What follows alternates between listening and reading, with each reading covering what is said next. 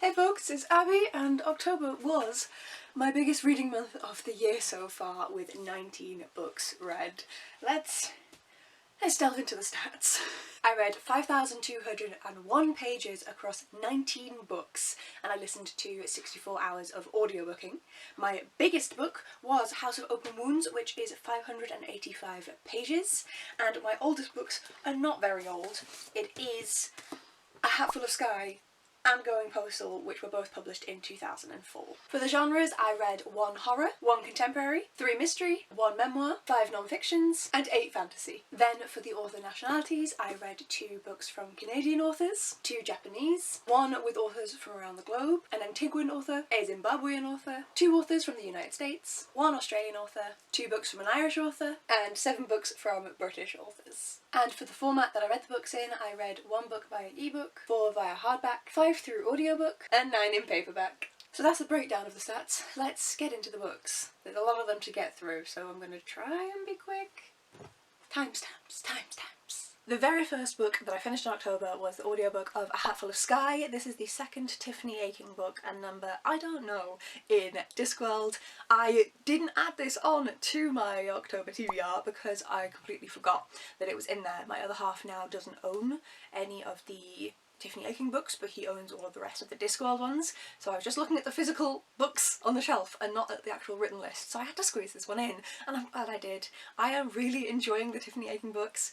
They feel a little bit different. They are intended for a YA audience rather than adult, and so they do feel slightly different, but the fast pacing, the McFeagles, oh, I adore the McFeagles to within an inch of my own life, and I just have so much fun with this book. I really enjoyed seeing Tiffany developing more and learning more about witchcraft and about herself in this book and about the other witches in her area. It's just so fun and a continuation of the witches sub-series from Discworld. Essentially, I was expecting to be fine with this sub-series of Discworld, and instead I'm loving it, and I'm so glad. Then very different vibes. Next up I read Sawkill Girls by Claire Legrand. This was sent to me via Waypoint from their book box that I was gifted, where you are sent one book that is one that you've selected from a few recommendations that are emailed to you, and another book that is a complete surprise, and they are both recommendations from your Goodreads, your Storygraph, etc. And they are on point. Hannah never steers me wrong. I would never have picked this up. Ever. I was like, oh yeah, it looks interesting, but I have so many other books that I physically own before this was sent to me that this just doesn't seem like my thing. I'm not gonna pick. I loved it. 4 stars. Every fucking time. I intrinsically trust Hannah. This follows a new girl who moves to this island, and there are lots of mysterious appearances of girls from this island, and we're following another one has recently happened. We're trying to figure out what's going on, who's in danger. This girl, is she in danger? There are lesbians, there's magic, there's blood, there's horses turn up surprisingly frequently in this book. I loved it. It was so fast-paced, well-crafted, really interesting. I loved the kind of mythological side of things with the horror, and I also adored the interpersonal relationships that the girls created. This book is fantastic, and once again, Waypoint strikes and hits the bullseye. Then for the Discworld book that I was actually supposed to read in October, and that is Going Postal by Terry Pratchett. This is one of the Industrial Revolution series books, and I was surprised that we were reintroduced to Moist von Lipwig, because I swear I've heard about him before, and my brain has completely went blank. Should I have looked up before making this video? Yes, but I did not. I'm actually introduced to how he ends up in his position of power, shall we say, and see the capitalist usage of the clacks, intent on tradition with the postal service. As always, Pratchett manages to bring in so much depth into what could just be a very basic story. We have people monopolising the clacks and not caring for it, and it's cheaper not to do the routine caretaking, but then when it breaks down it takes more time for the messages to actually get through, so it has more frequent downtime, versus then the mail coming back and being able to send these messages in the old-fashioned way. And whilst it can't beat the technology when it works well, it does beat the technology in that the people actually care about sending the letters, and therefore it's always efficient and always done well, and the system is always running. Pratchett always does amazingly at doing these talks about how capitalism is ruining society. and he's done it once again. The Restaurant of Lost Recipes by Hisashi Kashiwai. This is the second book in the Kamigawa Food Detective series, and I loved it just as much as the first. We are following a ex-police detective and his daughter in Japan who opened a very small restaurant, and if you go in there and ask for the detective services, then they will try and find a meal that you have not had in years and you don't know how to create it, and it's this combined with the emotions that come with that meal, the emotional state you may have been in, the people that the meal may have been linked to, and it's just such a wonderful series and just so lovely. Then it was finally time to read Once Upon an Autumn, a folk and fairy tale anthology edited by H.L. Macfarlane and A.D. Hart. I obviously had a mixed reaction to this, but I enjoyed most of the ones in here. There is a particular author, there's my bookmark, there is a particular author in here that I won't name, but I'm not the biggest fan of. They were in the summer edition as well, and I just don't personally like their story style. Their writing style, it's a very unique writing style, and I'm not a fan of it, but I really enjoyed a lot of the other books. There was one where I was like, oh, I'm loving this story, who's the author? I need to check out more from them, and it's Caroline Logan. The entire reason I picked these anthologies up, so ta-da! But yes, I had a wonderful time with these anthologies. They are definitely very seasonal. Had a great time. In non-fiction, this is Eleanor by Alice Loxton, a 200-mile walk in search of England's lost queen. This was a really, really interesting non-fiction. So Queen Eleanor of Castile, beloved wife of King Edward I, died in Lincoln, and they, of course, had to walk her body back to London. This was 1290, so she was in a carriage. It was going to take some time, and so Alice is walking the old route, walking through fields, past motorways, because obviously development has changed so much in the past 800 years, and seeing the route that they would have taken, seeing the history of the towns that they passed through, and also learning more about Eleanor of Castile, about her husband, and also about the places that they went to. It was a really interesting look at history. It's obviously very southern focused, it's very specific to this location, but it's absolutely fascinating, and it's also a really interesting look at love at this time, because of course this was an arranged marriage. Clearly King Edward I had such a depth of feeling for his wife, and learning more about her, a little bit about him, and about that time period in history, one that isn't really taught often in schools, was really, really interesting. So this, if I hadn't read from Alice Loxton before, this would have been something that I was like, why would I be interested? But I promise you, if you care in the slightest about British monarchical history, it's fascinating, it's really interesting, it's very easy to read.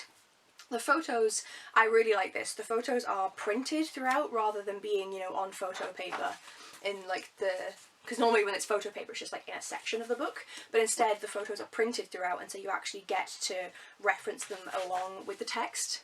And that makes a big difference, because often we're talking about monuments and these crosses that were erected to honour Eleanor, and so I really enjoyed that, and it's just a very interesting read, so I had a great time with this one. Now, I didn't read this book in October, but I finished it in October, and that is Black History for Every Day of the Year by David Olusoga, Yinka Olusoga and Kemi Olusoga. I was sent this a year ago and have been reading one entry ever since. I kept the parcel because I wasn't sure if it was a birthday present or not, so I opened it on my birthday on the 13th of October, and so finished it on the 12th this year, and I really enjoyed reading this every single day of the year. I am very excited, it's down here, can I grab it, that I have another book to replace this one. I really enjoyed learning something about Black history. It was a lot of British Black history, but there was also stuff from, you know, Africa, the Americas, all of that, and I learned so much, but it was also really curious to see which fell on what dates and things like that, and it was just good to have that constant reminder each day of something that was from Black history, so I really enjoyed that,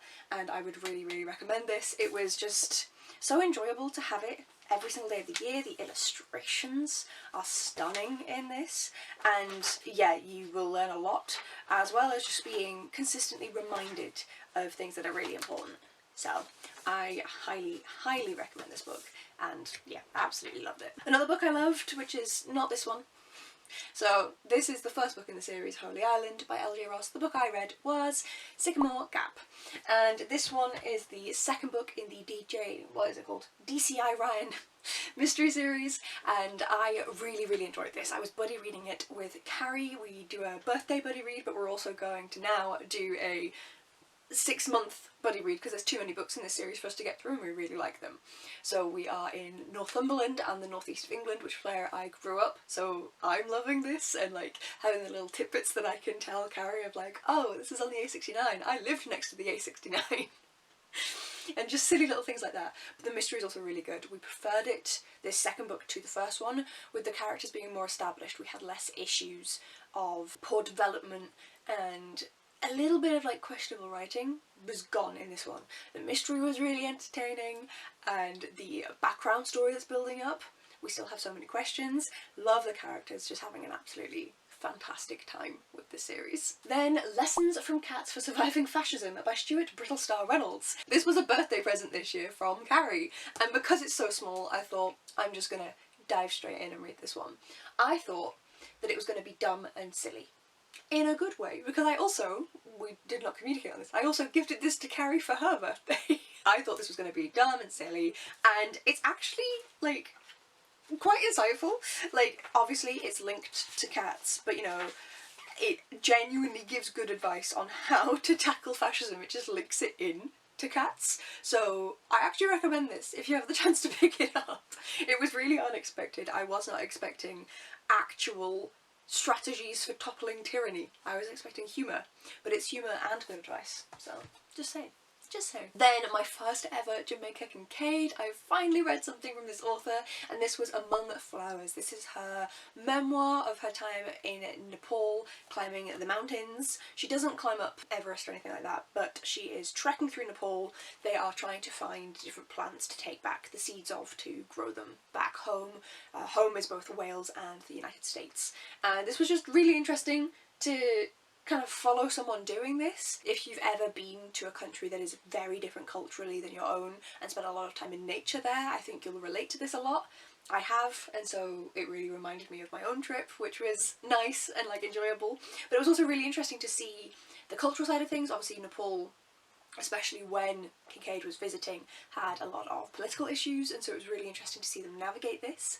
And I just really enjoyed it. It was peaceful and emotive and just nice to read, so I'm looking forward to reading more from her. Then another birthday book that I decided to delve into, and this is The Hobbits of Tolkien by David Day. So it wasn't mentioned in my birthday book haul because this came a little later. Caitlin from Letters from Kinbaddy.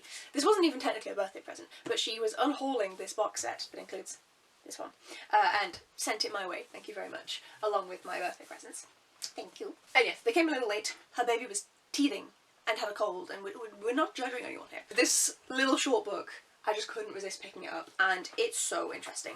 I love like the illustrations and the amount of detail that has been put into this book. It's a lot about the etymology and Tolkien's likely intention, as well as unintended but really interesting links. So Proto-European wasn't understood as much when Tolkien was writing, but there are still, of course, links there, and it's really interesting to see them.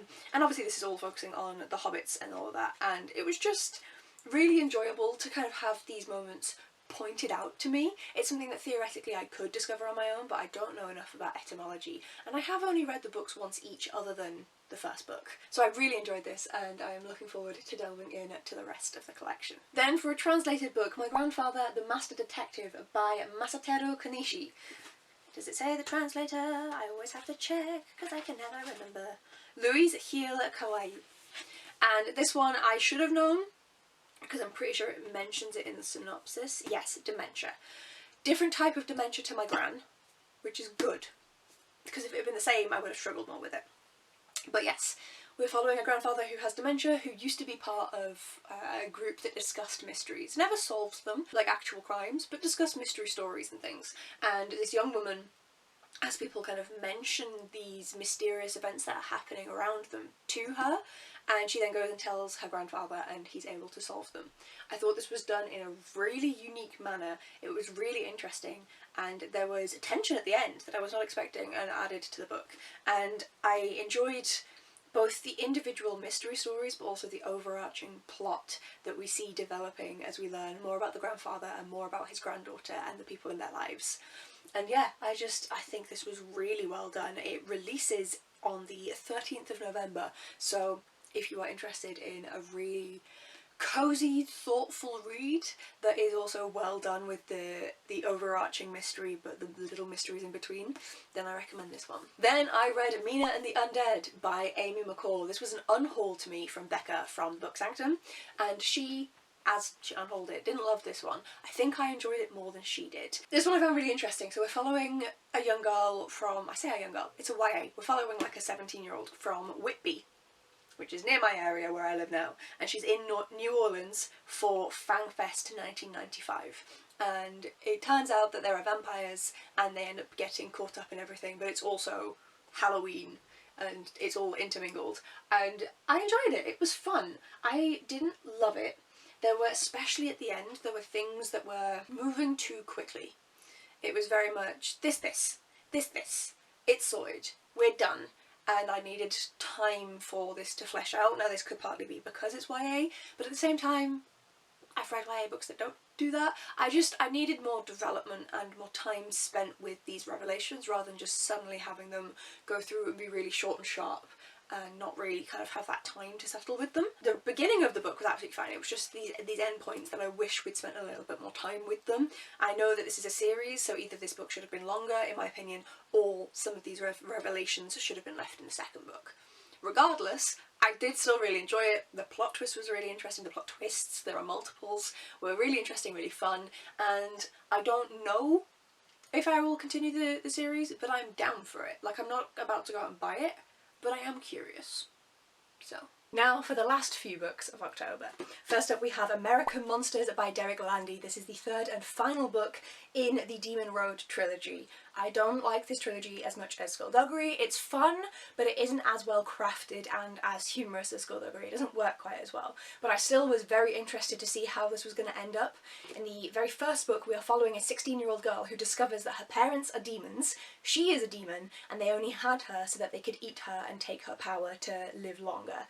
And she ends up escaping them and goes on the road and ends up solving these mysteries with monsters.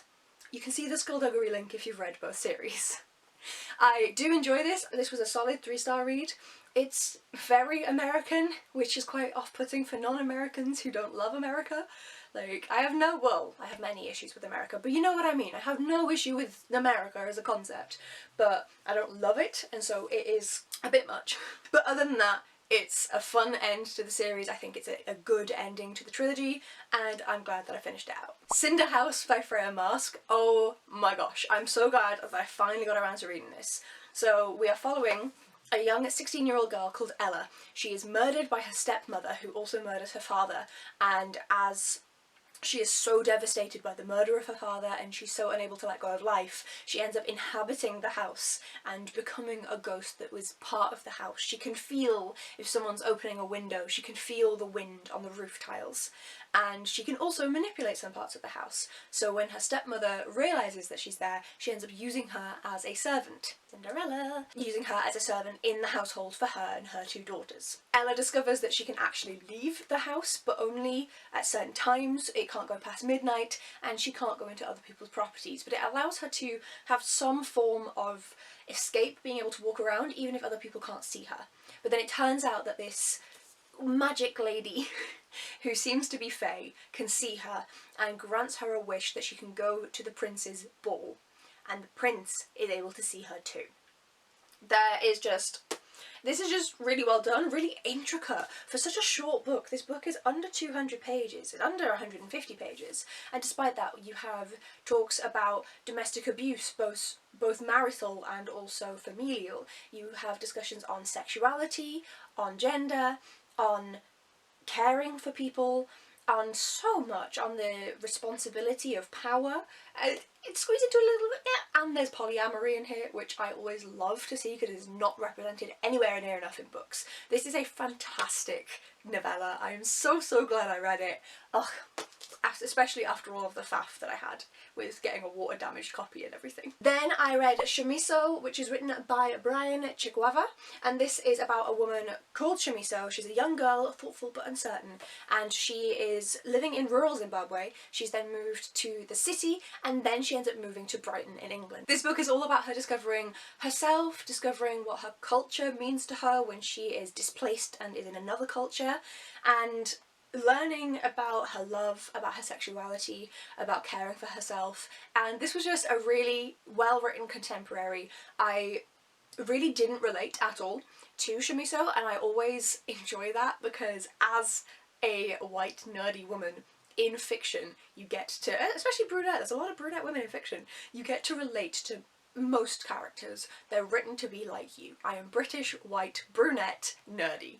And so instead, having Shamiso being a Zimbabwean black woman who is relocated to the UK, their gender identity is much more fluid, their sexuality is much more fluid, and it's completely alien to my own personal experience, and I adore that. This is why we read. I got to experience something so outside of my own life, and for that, I adored this book. Another Derek Landy, but this time it is Skullduggery Pleasant, and this is A Small Matter of Impending Catastrophe. This was also released first as a podcast audiobook. I loved when they did that for The Haunting of Hill House, but I forget the name. But this one just doesn't seem to be appearing on Apple Podcasts, and I don't have the brain cells to remember to ever get it up on anything else. So, I haven't listened to the audiobook version. I'm sure it's great, but I have read the physical version and had a great time with it. It's another Skullduggery Pleasant book. It's a lot of fun. What are you expecting here? We have the potential end of the world. We've got hijinks, backstabbing, ridiculous humour, murder, blood, gore, skulls. So much fun. I adore this series so much, and it's another fantastic entry into it. I do think that you could read this one as a standalone, but you would be aware that it's part of a larger series and that you were missing some things. You're not missing anything to the story, you're fine, but you're missing like a little bit, like some background jokes and stuff. But oh, so good, so good. My penultimate book was a non-fiction called Disability Visibility, edited by Alice Wong, and this is first-person stories from the 21st century. These are essays, stories, entries, speeches from people who are disabled, talking about their disability, how it impacts their life in one way or another. Some in positive ways, some in negative ways, some just in how their life is different from other folks. And I really enjoyed this. The audiobook I did try out, and I will say I usually listen to audiobooks on 2x speed, and Alice Wong narrates her section herself. And I was not able to do that because she is speaking her section and she has a, I'm not entirely sure truthfully, but I believe it's some sort of oxygen mask on her, which of course causes the intake of air, and so if you listen to that sped up, then it distorts the wording too much and you can't really understand it, and this is someone who will listen to ×3 speed. So just heads up, if you do the audiobook for this one, you're going to want to listen to it at 1x speed, but of course it is worth it. This was really insightful. It is US based, unfortunately, so there is a lot of discussion in here that wouldn't be in books from elsewhere around the world about medical bills and the problem that that has, but the medical bill issue is still a thing. For example, here in the UK we have the NHS, which is massively underfunded and falling apart, but it doesn't mean that people get the appropriate wheelchairs for their needs, the appropriate mobility aids in general for their requirements. So that is still there. And I really enjoyed seeing the cross-section of disability with a variety of other identities that are often also marginalised, and seeing how that impacted people specifically. Because of course it's one thing to be disabled and another thing to be black and disabled, because you will see double the discrimination. Black, disabled, female, you're going to get all of it. So it was really important, in my opinion, to actually see first-person, own voices, discussions on disability, something which is still not represented enough in our society, and I'm very glad I finally got to read this one. And then my final book of the month. Oh my gosh. Oh my gosh, oh my gosh, oh my gosh. This was a 5-star read. I was not expecting it to be a 5-star read. I read House of Open Wounds by Adrian Tchaikovsky. This is the second book in, I forget the name of the series, but the first one is City of Last Chances. And this book, you can read it as a standalone from City of Last Chances. It has some of the same characters, and you'll know a bit more of their backstory if you read the first one, but you don't need it. And I adored this. We are following names. Yasnik. We're following Yasnik, but he ends up getting called Marek Jack because he's a Marek and he's a jack of all trades. So Yasnik, the name goes out the window, that's the name we know him by in the first book. He's called Marek Jack, and he ends up working in the medical tent for the POW army, and we're seeing them in war zones trying to treat wounds using magic that the PALs say doesn't exist and can't be real and mustn't be real and is outlawed, but using it to save POW lives. We've got discussions on belief, on God, on what it means to be a truly religious person, whether you can argue with your God or whether you must always be subservient to them, and I adored this. I listened to it via audiobook. It was absolutely fantastic. 5-star read. This is my first read of the year. I've given out other 5 stars, but this is my first read of the year that is a fucking 5-star read. I have been waiting for this. And of course it was Adrian Tchaikovsky. I loved this book so much. I am so excited to read book 3. There's also a novella. I'm not sure where to read it because it's been published after book 3, but it's book 2.5. And I hate when they do that. It's like the whole Discworld scenario all over again, but this fantasy world where the Powells are the colonial terror and they have taken over most of the world, ruined most of the rest of the world's, you know, religious and social constructs of how they live their lives, and destroyed them and mutilated them to their own personal advantage. Adrian Tchaikovsky is British, he's English, he is using what we did as our disgusting colonial acts around the world as a basis for this, with the overwhelming use of Pal language rather than using any other language, because of course everyone speaks Pal, and it is just done so well. I adore it so much. Like, I enjoyed the first book, I liked it. I was not expecting to fucking love this one. Like, I need to go back and reread the other one now, dear God. And that was my October reading. Considering how busy I was, I have no idea how I managed to read this much. I was all over the country. I was doing a lot of stuff with, like, for my birthday, for friends of special events. So I don't know how I managed 19 books. I wasn't reading for a week, so I really don't know. But I am not about to complain. I had a great month. Read loads of fantastic things. It was a good time. Let me know down below in the comments if you've read any of these books and what you thought of them. This is why we are here. I need to talk about the books because my other half will get fed up with me if I keep ranting on him. So please do let me know, and hopefully I will see you folks in the next video. Bye!